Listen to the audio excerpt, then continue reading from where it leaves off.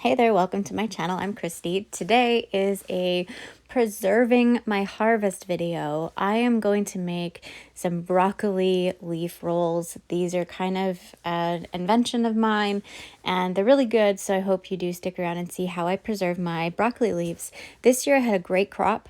The broccoli didn't have any bug damage, so I took full advantage and I made these rolls and they are so delicious.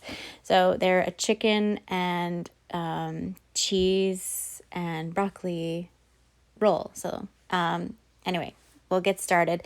What I did is I rinsed some sushi rice. This is organic sushi rice that I ordered from Organic Matters in bulk, and I just gave it a quick rinse. It just needed a rinse. So the whole controversy of should you rinse, should you not rinse, it's entirely up to you, each person. Today I rinsed it because it needed it.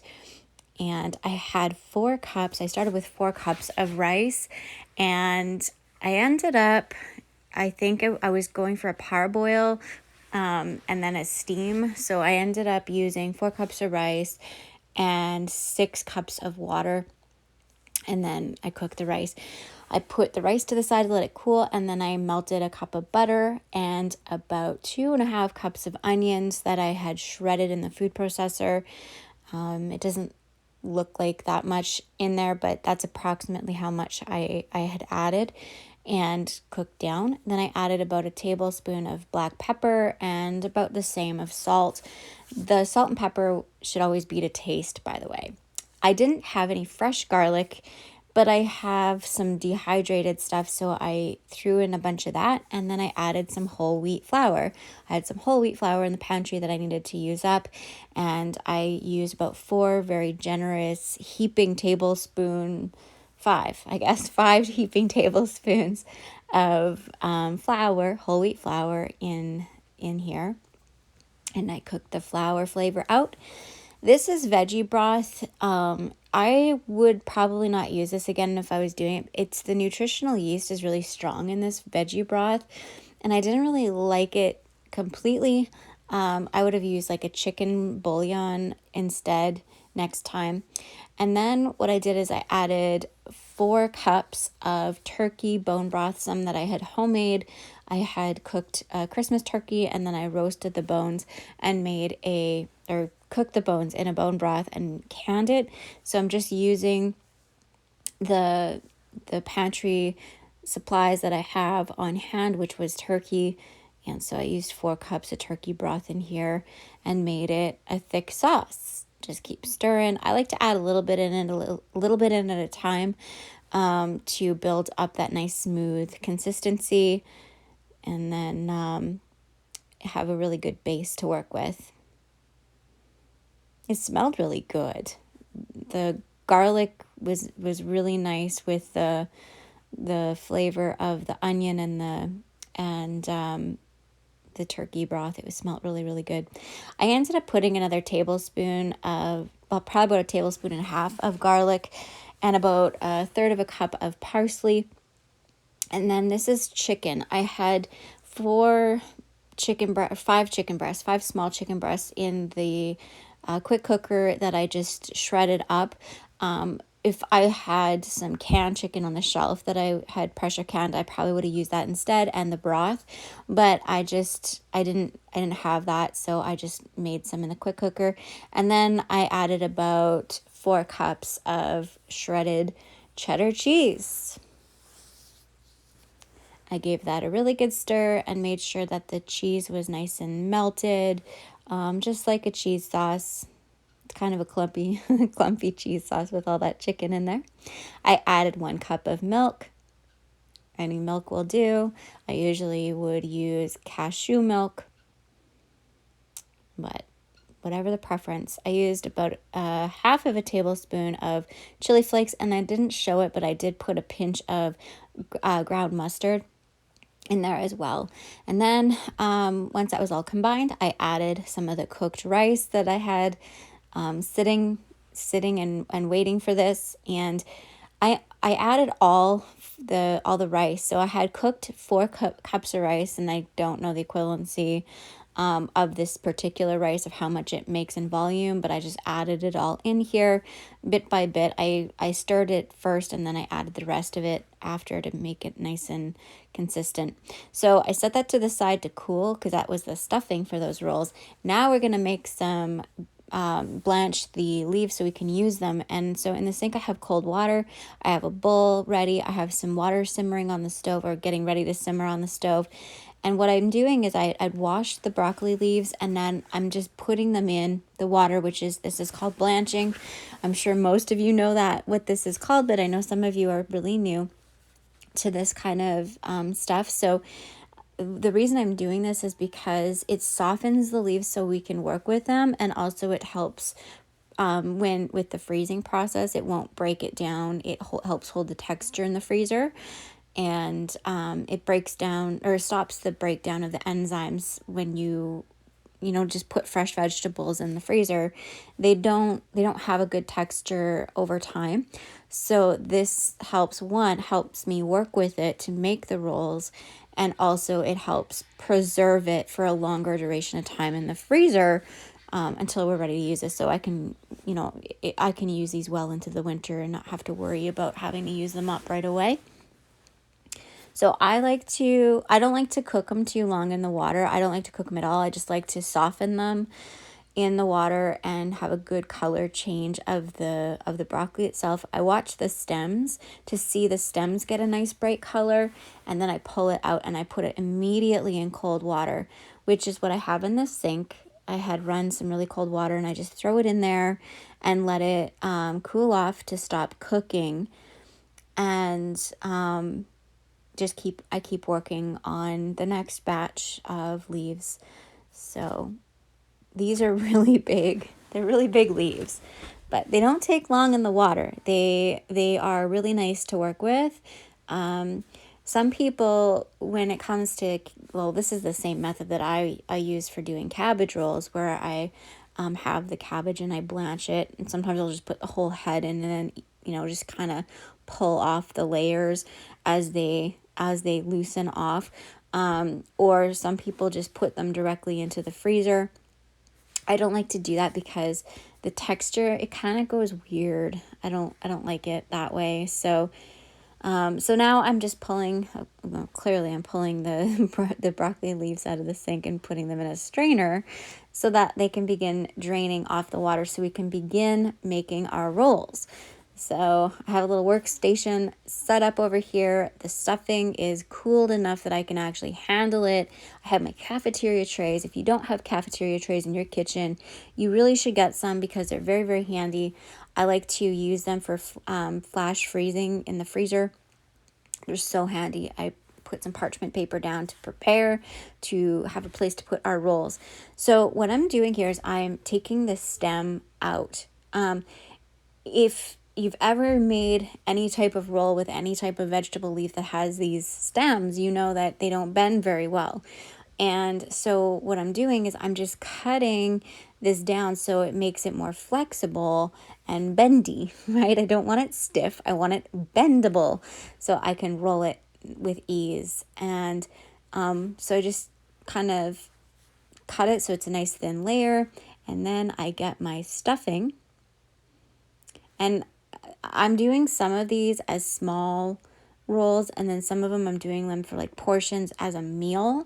So then I can just pull one of these out and heat them up in a baking dish with sauce on them and serve it with a salad or whatever we're having that day as something like this is a meal prep. So some are really large and some are smaller as more like a side dish, or appetizer. But what I like to do is I like to roll the sides up first and then kind of roll it up with these bigger leaves. It just holds it much more neater. And I find that you want to make them as tight as you possibly can. This one was my first one, so it was a little questionable, but it'll all work out. I find with working with broccoli that instead of laying it flat like you would with cabbage to cut it, it works easier to pick it up and allow the green part to fold down and then to go in and cut it. it also helps to have a really sharp paring knife to do this. And if there's that little bit, I like to cut it off. It just makes it a little bit easier to work with and stuff. So yeah, as you can see, there's no exact portion or measure that I'm putting in for the stuffing. It's just whatever. I'm gauging it to the size of the leaf. And if it's too much, I take some out. And if it's not enough, I add some. It's just, you kind of have to just gauge it as you go. There's no exact right or wrong way to do these kind of rolls. So yeah, I just keep pulling up the sides and then rolling it. And I mean, it's not pretty. It's not one of the best ones, but as I go with these and make them, because I mean, I haven't made any rolls in like a year, so bear with me. I did find that some of these stems, it works best to take a layer and then go back and take another layer, like kind of because they are, you don't want to damage the leaf part. And so I cut off the core of it, and then I went back and I just kind of skinned a little bit more off of that stem, just ever so lightly. And it really helped with making it a nice clean cut. This was a huge leaf, so I could have cut this in half and made two, but I made this as like a meal portion sized so that, you know, in case when someone wants to just have something, they can just put it in the air fryer and heat it up, or I can just pop a couple this size in a baking dish and put like a enchilada sauce over top of it with cheese and serve it up for dinner. Super easy. So I wanted some larger as portions. So yeah, I just, as you see, I fold it up and then just kind of make it nice and tight as I can. There's a hole in this leaf, but it still gets covered and it's perfectly fine just like that. And this had another really thick core on it. And so just, I'm trying to be really gentle not to poke holes in this. This is the same thing as I would do for cabbage. I always take the core out of cabbage when I'm making cabbage rolls as well, or any type of leaf. This is how I do the exact same thing for all the different leaves. See how bendable that is compared to before, where it was like almost like a tree stump. It was, or a tree branch. It was so hard, it wouldn't roll at all. So as long as it can roll up, that's perfect. It doesn't have to be even, it doesn't have to look nice, it just has to roll up. And that's the main requirement of this project. These bigger leaves are definitely much nicer to work with. And it's definitely a good combination because broccoli, cheese, and chicken go really well together. So on these broccoli leaves, one side is more flat, as you can see, and then the other side has that thick core. So you always want to cut the side clearly that has it bulging up. And so I always just lay it flat to start out with and then pick it up, because then I have a good start there, and then I have a line to kind of follow along the edge of the leaf. And yeah, there it is. It's always, going back and doing a little bit. It goes quicker and quicker. The more leaves you do, the better. Usually what I would do is I would do all the leaves and then put them, so they're prepared, and then just roll. So it's more efficient that way. Or usually I'd have like my mom here helping me making rolls. So she would either do the rolling or she would do the trimming of the stem. So the small leaves is the same thing. The small leaves, you just put less stuffing in it. But even though, like, look at this one's all torn and it's not the best leaf. Like it's tattered, but it's still gonna work. It still rolls up and makes a great little broccoli roll. So yeah, just the key is don't put too much stuffing. Yeah, this one had a really thick core too. and this is the easiest method. I just let it drape down and fold down, which is very different from cabbage. Doing cabbage, because cabbage is not as pliable. But yeah, once you get going with this, it didn't take me very long at all to make these. And there's a great big hole in it. Can you see that hole by the stem? Doesn't matter, it gets covered up. That's why I didn't cut this down. I just kept rolling and it was just fine. I didn't cut it in half, like, because I could have used this roll or this leaf to make 2 rolls, but I just opted to make one big one as a meal. And as long as a person has enough to fold up and, just have a little bit of patience, it all works out and it's all worth it. A person can make a lot, yeah, there's a big hole there, but a person can make a lot of great meals out of just a few leaves, right? This was probably 2 plants worth of leaves that I made all those rolls out of. And the stems I'm keeping because I'm going to use them for soup. So I hope you enjoyed today. I hope it inspired you to make something out of your harvest and preserve as much as you can out of the food you're growing. And I hope it inspires you to try something new. Thanks for watching. We'll see you next time. Bye for now.